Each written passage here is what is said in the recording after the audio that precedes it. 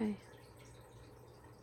Hey, J.S. Moore here, going over Catharsis Tarot. This is part 2. Thanks for tuning in.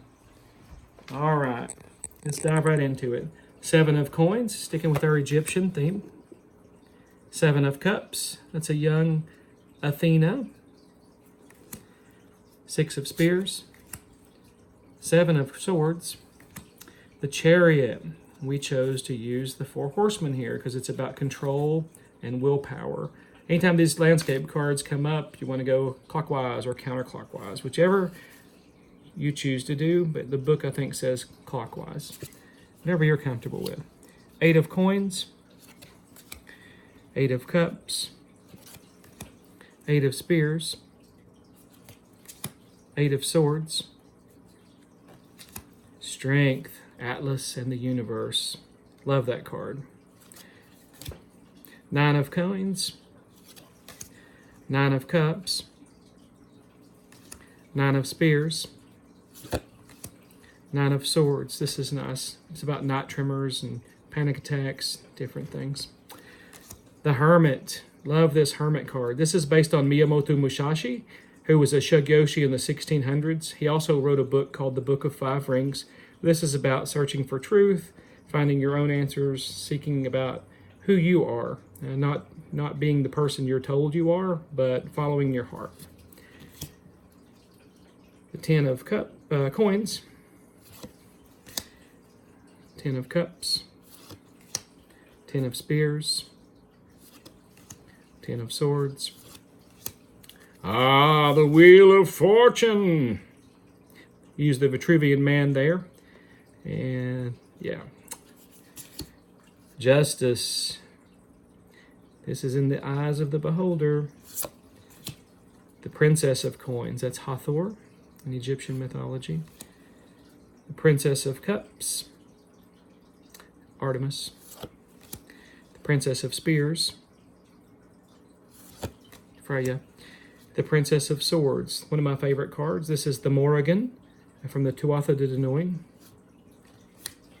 The Prince of Coins, that would be Horus. The Prince of Cups, that would be Apollo. Whoop. The Prince of Spears, that would be Thor, or Donner, as he's called in the reindeer. On Donner, on Dasher, yeah.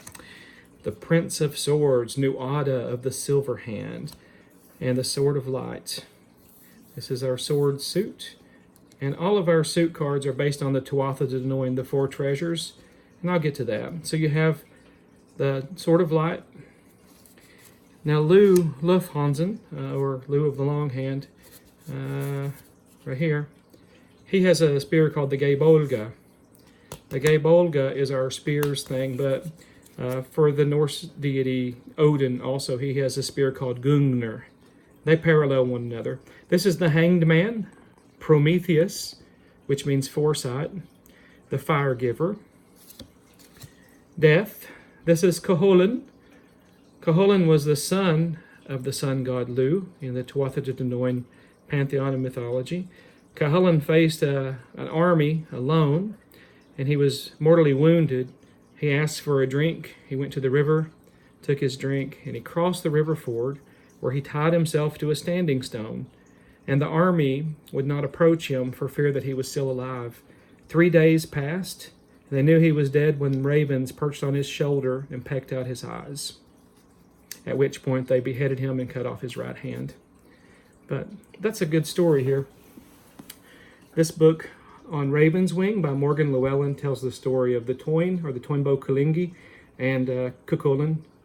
I think the English version here in the United States is actually called Red Branch, but this is the British version, and it's called On Raven's Wing. All right, that's the Death card, which has nothing to do with dying, by the way. The Queen of Coins. The Queen of Coins is Isis. The Queen of Cups, Hera. The Queen of Spears, Frigga, where we get our name Friday. Queen of Swords, Bridget, of course. The Maiden, Mother, and the Crone. The King of Coins, Amun-Ra. And the King of Cups, Zeus, or Jupiter. King of Spears would be Odin. Here we have Odin. One of his ravens, one of his wolves. Very nice. The King of Swords is Dagda, and his cauldron. That's where we get our cups cards from. This was a bottomless cup. Mythology over time would transform this into what we now know as the Holy Grail. All right, Temperance. This is Pandora. Notice her box.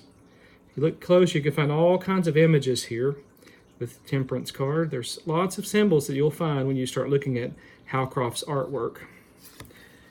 The Devil. This would be Cornanus.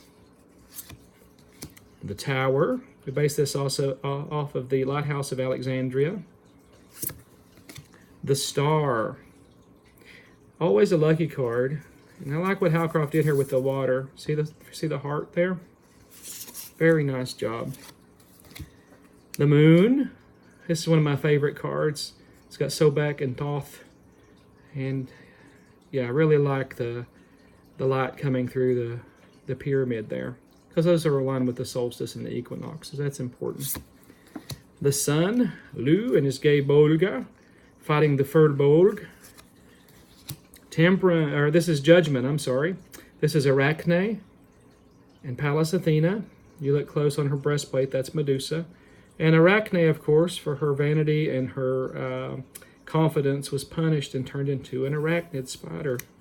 Look at that full moon. Love that background. The World. This is the first card that Mr. Howcroft drew, and I was really happy with it. We got Yggdrasil, we got Gaia represented. Just so many things that tie in with our world, the roots, the branches. It's a really good card.